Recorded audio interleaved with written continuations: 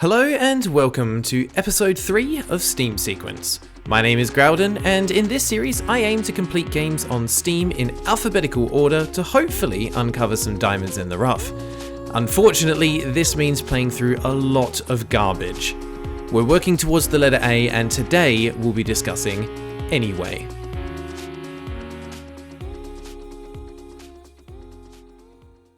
We begin as usual with a look at the Steam page. This is our first game with a mostly positive rating, so my hopes are high for this one. Looking at the trailer and the screenshots, it seems we're in for a retro-themed 2D platformer with a focus on tight controls. Stylistically, the game looks great, and it has 100% committed to the almost but not quite ASCII-style graphics, but instead of letters, it's more akin to minimalistic graphics. Judging from the trailer, it's using some physics-based puzzles with movable blocks, and it looks like we can wall jump as well.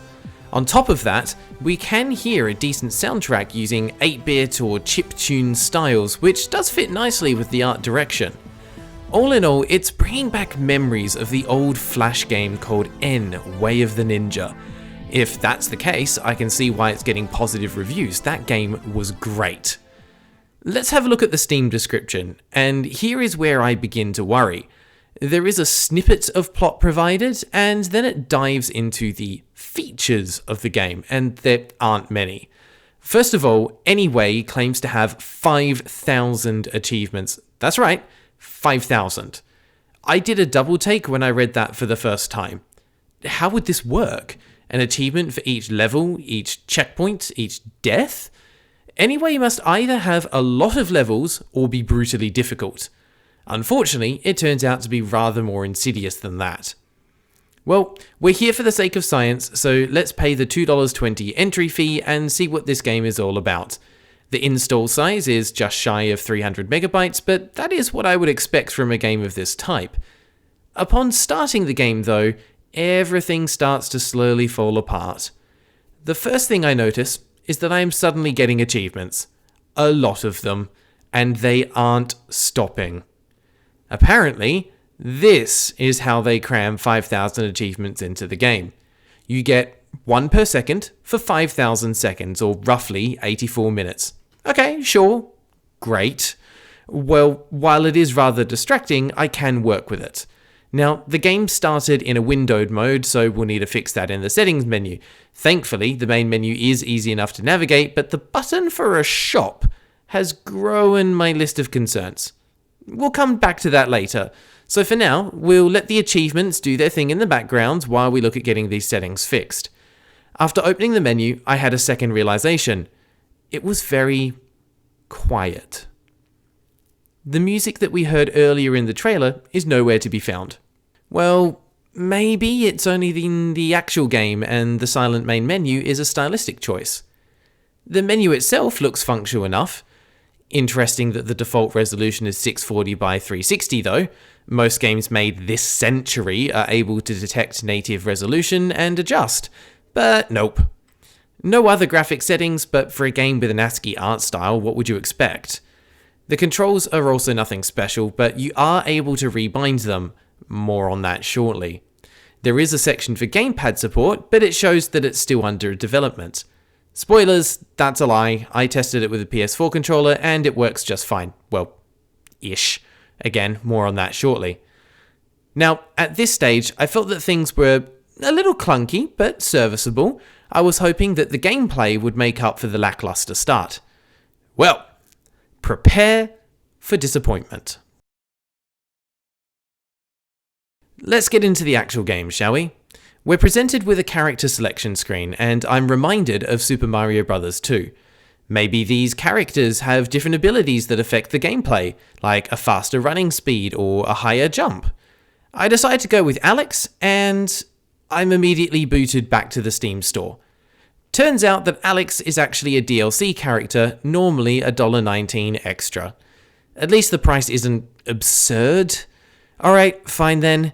Joy was mentioned in the Steam description, so surely that one will work. And I was right, kind of. Have a look at this gameplay footage and see if you can spot what is wrong here.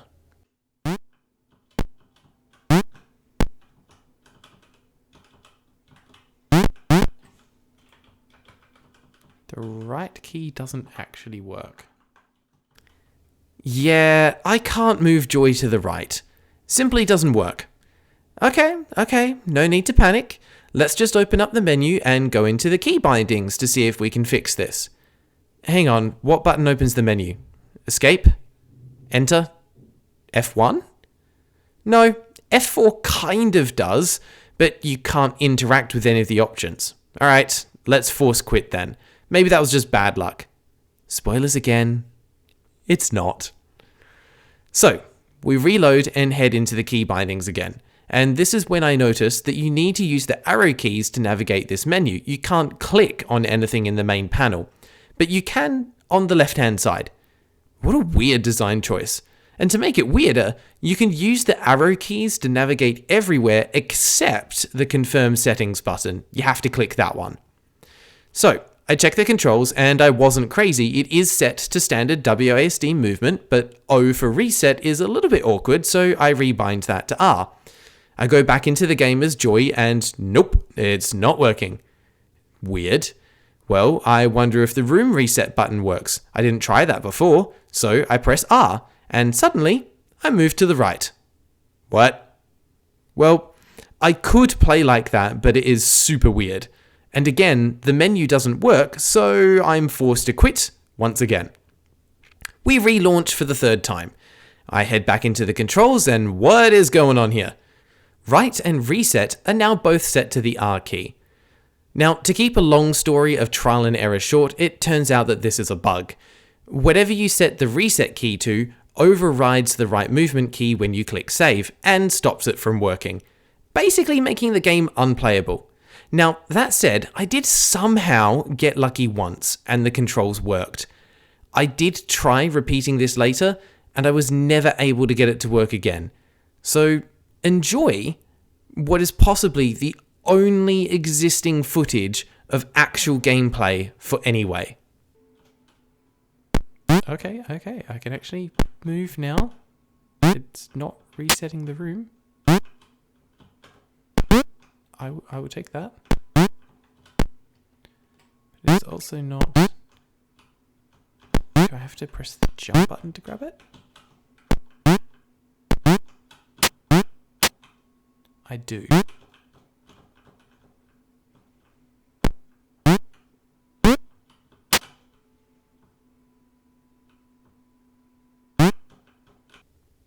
Thrilling stuff, hey? Basically, this game doesn't hold back on the difficulty. Level 1 does not pull any punches. You have to press up at just the right time to grab the rope and then swing from one to the other in order to reach the far side. The issue is that the ropes are super janky and you can only grab them at the very bottom of the rope. Eventually, I make it to the other side and onto the next level. Level 2 involves some tricky wall jumps and another rope swing, but otherwise isn't too hard.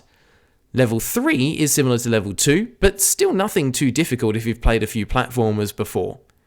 Level 4 looks like it's going to be a little bit more puzzle-ish though, with the exit being a little too high to reach normally, and there's a pile of pushable blocks off to one side. So, surely you push the blocks down, and you're going to make a tower or a staircase to jump up and reach the exit, right? Wrong. Turns out you can double and triple jump for extra height. Do this, followed by a wall jump, and the level is done. Level 5 takes the blocks to the extreme. Here, we get to enjoy the super fun task of pushing them out of the way to create a path through. Just make sure not to get trapped under them all like I did, and that's the challenge over. Literally, that is it. The game is finished. Okay, sure, a bit short, a bit lackluster, but hang on. Did you notice something missing? There's still no music. We have sound effects, but there's no music. So we need to investigate a bit more. Before we can do that though, we need to close the game, and once again, we have to force quit the game in order to get out. I relaunch and then decide to have a look at Bendy, only to immediately encounter two issues. Firstly, the controls have stopped working. We're back to R as right instead of D. Secondly, this level looks familiar. because it's the same level that we just played as Joy. Now, because of the controls, I wasn't able to progress further to check to see if the following ones were the same as well, but I'm 99% confident in saying that Bendy is just a new character, not new levels as well. Okay then, let's check Sylvia. Well, there is good news and bad news. Sylvia at least appears to have some new levels. The bad news is that the controls still don't work. Regardless, I'm able to power through and complete the first level, but level 2, well, unless you've got really quick reflexes, you'll get boxed in by boxes. And because of the controls, the reset button doesn't work. So the only way out is, you guessed it, force quitting the game. By now, I've forcibly closed the game more times than I have completed levels in the actual game. This shouldn't be a thing that happens. Ever. Right, gameplay isn't happening, but we still have 2 things left to do. First of all, let's see what this shop business is all about. It took me a bit of poking around to figure out what's going on, but it seems that you get given tickets at roughly 30-minute intervals while the game is open, and you can exchange these for loot boxes containing items like emojis that are tradable on the Steam marketplace. Very weird and unexpected in a platformer game. There is also a premium currency that can be bought in-game for real money, which will allow you to open the premium loot boxes.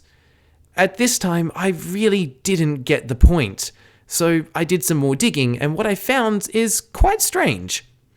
Most of these marketplace items sell for around 3 to 5 cents, which is pretty normal for Steam items. But looking at the historical listings, some are selling suddenly in bulk for crazy high prices. We're talking anywhere between $25 to $80 in some cases. Now, I couldn't figure out exactly what's going on here, so maybe someone will be able to shed more light on it, because this certainly feels really shady. Speaking of things that feel shady, I did notice earlier that this game has some DLC, so let's check out what's on offer, because I have had so much fun with the base game. There are some extra level packs, as you might expect, but 2 pieces of DLC in particular caught my eye. The first one is that there is music as a DLC. Now, I didn't buy it, but I suspect that this is the music that was used in the trailer. All I can say is I am glad that AAA studios haven't stooped so low as to sell their in-game soundtrack as DLC. Yet. Selling it as a physical copy, like a vinyl, sure. That's for people that love the soundtrack and want to be able to listen to it outside of the game. But to sell your actual in-game soundtrack that was used in the trailer as DLC content, that is just a new level of awful. Anyway, the second thing that caught my eye was this DLC called Eidengrad Hills. I was intrigued, followed by immediately disappointed. Eidengrad Hills is a new background. And no, not talking about a background for your PC, no, why would you think that? It's for Anyway, and it's available for the low price of $33.99 Canadian. Now, that is roughly $25 US for any Americans watching. I feel so sorry for anyone that purchases this DLC, even by mistake, or the game really for that matter. Anyway barely deserves to be called a game. In some ways, I'm glad that I found this game, because that is what this series is about, uncovering some of the weirder stuff that exists on Steam. On the other hand, I now feel like I need a shower, because this whole experience has just left me feeling unpleasant and uneasy.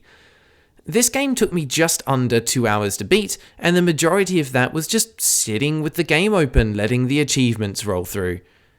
Why did it take so long? Well, the answer is a bit strange. Every achievement has a unique picture which Steam needs to download and then store in its memory. These pictures can be a couple of megabytes in size each. With 5,000 achievements, that adds up pretty quickly.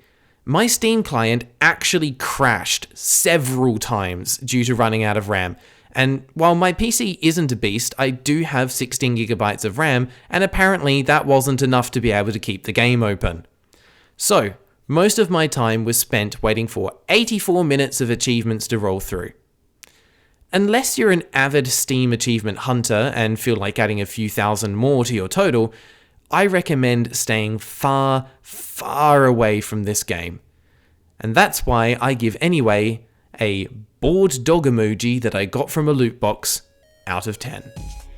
As always, thanks for watching. If you made it this far, please leave a like to appease the YouTube algorithm gods. There is no release schedule for my videos, they are done when they're done. So if you are enjoying this series and don't want to miss out on the next one, please consider subscribing. I look forward to seeing you in the next video, and until then, take care.